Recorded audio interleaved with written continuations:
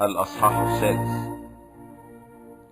وفي تلك الأيام إذ تكاثر التلاميذ حدث تذمر من اليونانيين على العبرانيين أن أراملهم كنا يغفل عنهن في الخدمة اليومية.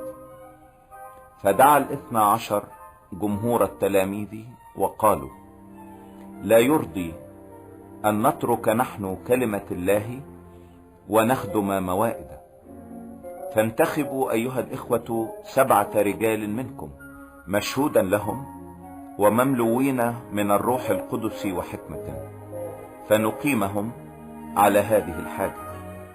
وأما نحن فنواظب على الصلاة وخدمة الكلمة.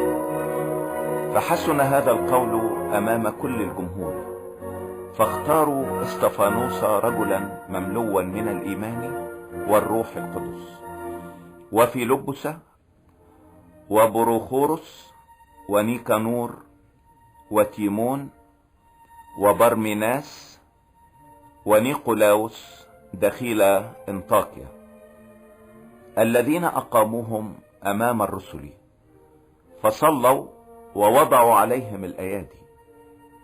وكانت كلمة الله تنمو، وعدد التلاميذ يتكاثر جدا في أورشليم، وجمهور كثير من الكهنة يطيعون الإيمان.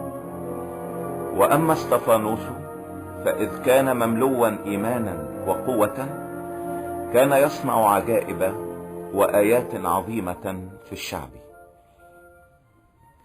فنهض قوم من المجمع الذي يقال له مجمع الليبرتينيين والقيروانيين والإسكندريين، ومن الذين من كيليكية وآسية، يحاورون استفانوس، ولم يقدروا أن يقاوموا الحكمة والروح الذي كان يتكلم به. حينئذ دسوا لرجال يقولون إننا سمعناه يتكلم بكلام تجديف على موسى وعلى الله. وهيجوا الشعب والشيوخ والكتبة، فقاموا وخطفوه وأتوا به إلى المجمع، وأقاموا شهودا كذبة يقولون: هذا الرجل لا يفتر عن أن يتكلم كلاما تجديفا ضد هذا الموضع المقدس